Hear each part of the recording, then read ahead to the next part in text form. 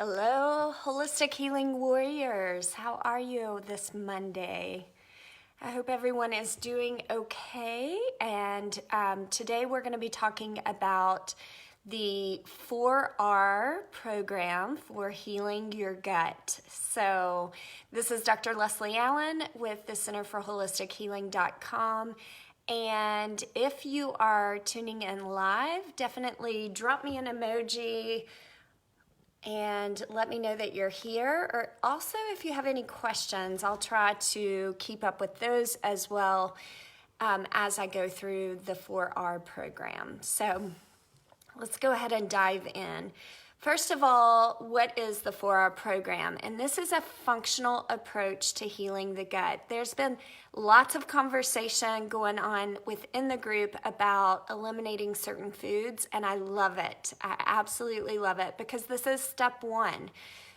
We have to eliminate those inflammatory foods that are fueling the fire of our autoimmunity. So it is very important, but unfortunately it's only one piece of the puzzle. So I want you all to understand that when we do eliminate foods, we also have to repair and restore the gut and the microbiome as well in order to really get this cohesive healing to occur and to turn down our autoimmune symptoms. So with the first step, as I mentioned, the first R is to remove.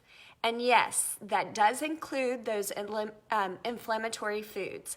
And I will say, you're gonna feel so much better if you're eating a diet currently that contains gluten, that is heavy in sugar, you're including dairy every day, then when you eliminate these foods, and you can take this definitely into more detail when you're doing an elimination diet, which I would recommend if you've never done an elimination diet before and you're open to it, you should look into doing a full autoimmune protocol or also a reset elimination diet where you really remove quite a bit. So soy is included in that, eggs, nightshade vegetables, anything that could be fueling your fire, you're going to eliminate those foods 23 days. Now, this is where it can all get so confusing. If you're reading blogs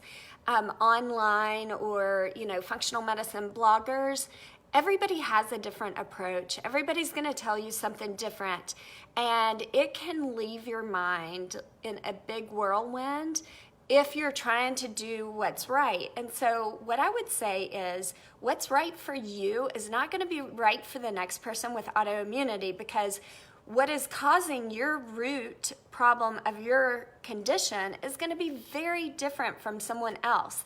So for instance, in my case, when I first was diagnosed many years ago with autoimmunity, it was, I was trying to do the anti-inflammatory diet. I also have a background in Ayurvedic medicine, and so I was trying to eat for my dosha, which that might be a foreign language to some of you. I added on top of that this autoimmune protocol, and honestly, I didn't have anything left to eat.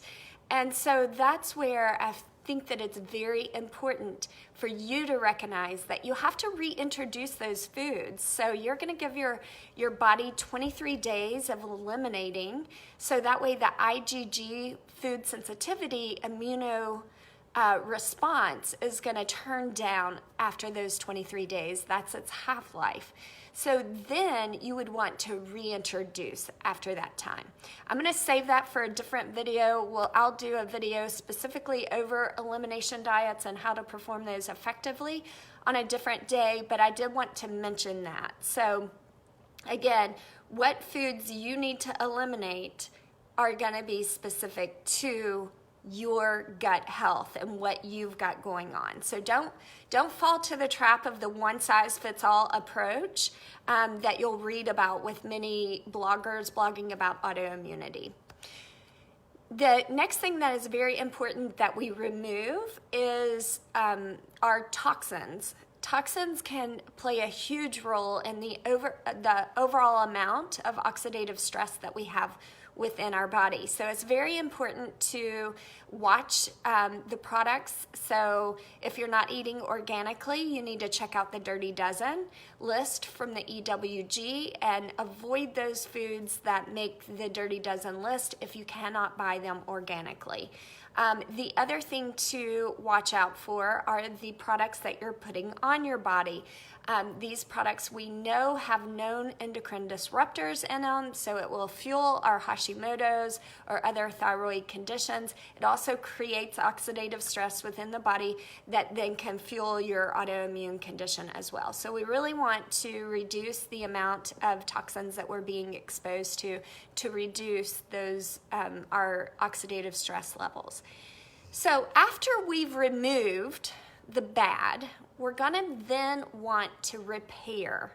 And this is the piece that so many people miss, because they will do an elimination diet, but they're not restoring the gut lining. And, you know, a lot of times when it comes to repair, we need to add in things, especially during a period when we're reducing all the inflammation. We want to make sure L-glutamine is a very good supplement to use. It's an amino acid that helps to restore the gut lining. So when you don't have adequate levels of good bacteria, the good bacteria are responsible for digesting the food, and as it's digesting the food, it releases these things called short chain fatty acids. Butyrate is one. That short chain fatty acid is again responsible for repairing that mucosal gut lining. So sometimes it's important to add that back in to the equation.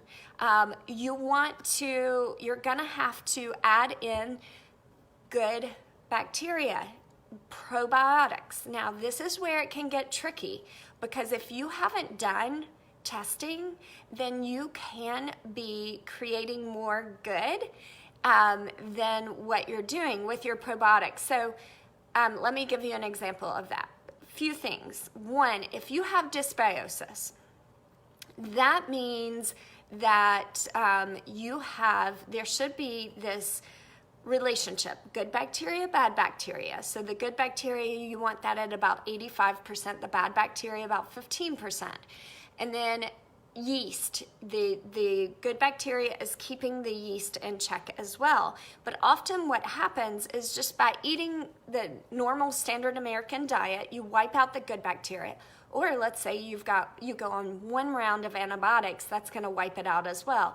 Steroids, naproxen or ibuprofen, these are all things that are going to influence the good bacteria in the gut. And when that happens, then the bad bacteria or the yeast are going to take over. This is going to create a low-level infection, either a fungal infection or a bacterial infection, but you may not present symptoms. So it may not be enough of a full-blown infection for that to create symptoms like a fever or different things like that a medical doctor would treat. So you're just walking around with this low level of inflammation, infection going on, and it's fueling your disease processes. So the tricky thing is that yeast, as I talked about last week, is going to change the pH level. So will bad bacteria. They're going to change the pH so that they create an environment that's conducive for their survival,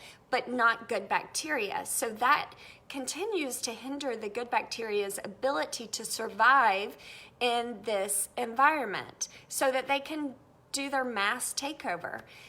So what many people do, including myself, I fell trap of this, of trying to do things on my own.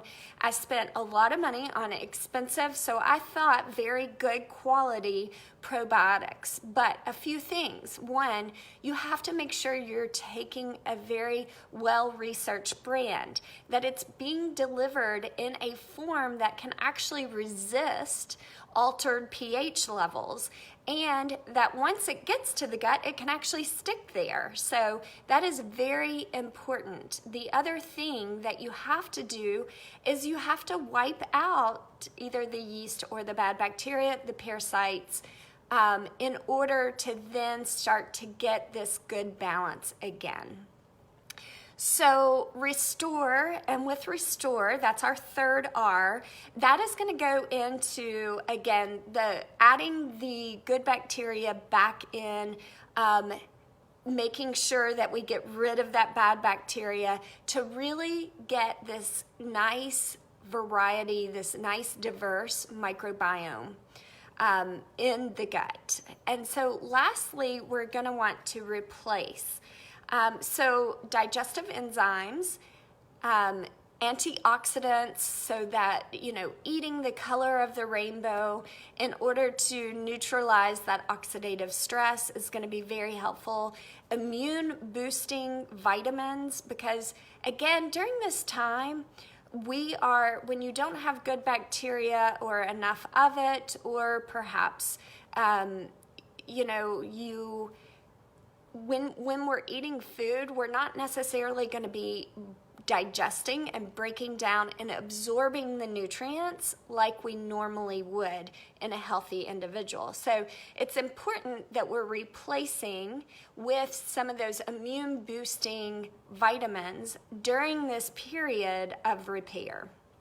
All right, so that is the 4R program in a nutshell. And this is what, when you're looking at a functional approach, functional medicine providers will specifically figure out exactly what you have going on, and then they'll treat it accordingly. So they can set you up on a very specific plan. And this is exactly what we do in our 16-week functional medicine program.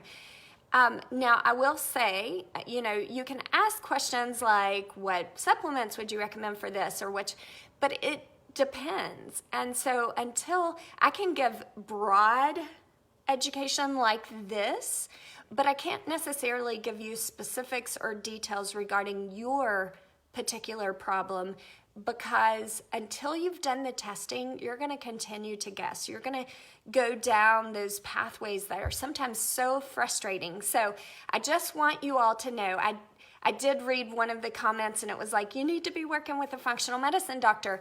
And I could not agree more. I mean, honestly, the comment was, it's very expensive. It is. It's cash-based. So the testing and different things like that do tend to be pricey. However, what I will say, though, is, first of all, I want everyone to think. I want you all to put a price tag on your health, and also put a price tag on how much you're going to spend in 6 months or 12 months or 2 years if your problems continue to progress. And this is exactly what I did when I was first diagnosed and wasn't getting the answers that I wanted. And I knew after going down the path of trying autoimmune protocols and this and that, and my skin was continuing to break out, I knew that I wanted to get my answers quickly. So we have done all the research for you. There is no need. You don't even have to, research what are the best cleaning supplies, what are the best shampoos, the conditioners. All of that is mapped out for you, as well as, elimination diet. How am I going to do that? Or what exactly do I need to be taking in order to optimize my results, in order to get my results as quick as possible so I can regain my health. So anyhow, if any of that sounds interesting, I do offer the free breakthrough calls, so 15-minute breakthrough calls where we can dive into your specific conditions, and I can share a little bit more about our program. And I'll include that link in the comment section as well. So I hope that you all found this information helpful. So the 4 R's, I just want to review. You have to remove You're going to remove the inflammation, inflammatory foods. You're going to remove toxins. You're going to remove any low-grade infections from dysbiosis, any oxidative stress. You're going to then repair, and we're going to do this by utilizing, probably you have to utilize supplements at this point. So, a couple of good ones, broad and general for the majority of people, are L-glutamine, a butyrate supplement, a short chain fatty acid supplement.